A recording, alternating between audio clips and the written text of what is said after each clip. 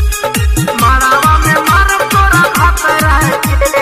DJ Manish Raxaul हारो से हम पंडित जी के पतरा हारो दे हम पंडित जी के पतरा के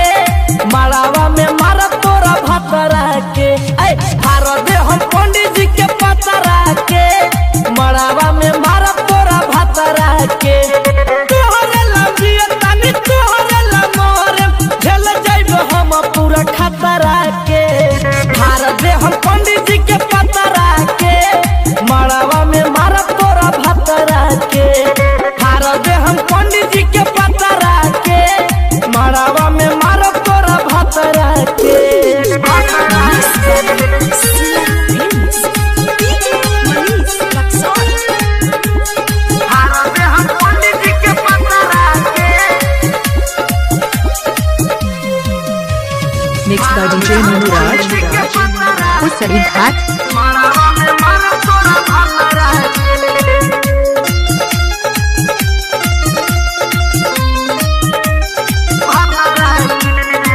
बैठे खातिर तोरा चौका पुराई ओही दिन होई तोरा बाप से लड़ाई सुनले हे बैठे खातिर तोरा चौका पुराई ओही दिन होई तोरा बाप से लड़ाई करे नहीं दे हम बन्हना चरा के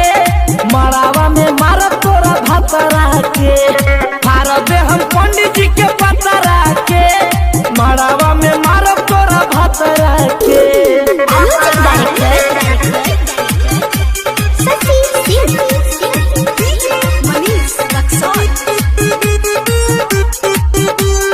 मड़ावा में मार तोरा भतरा के DJ Nunu Babu, Usari Ghat, विकास राजब कहेला सचे बुझाई सात फेरा होई हमरे नु साथे विकास राजब कहेला सचे प्रदीप नरेश देखिया खपसरा के मड़ावा में मार तोरा भतरा के हार दे हम पंडित जी के पतरा के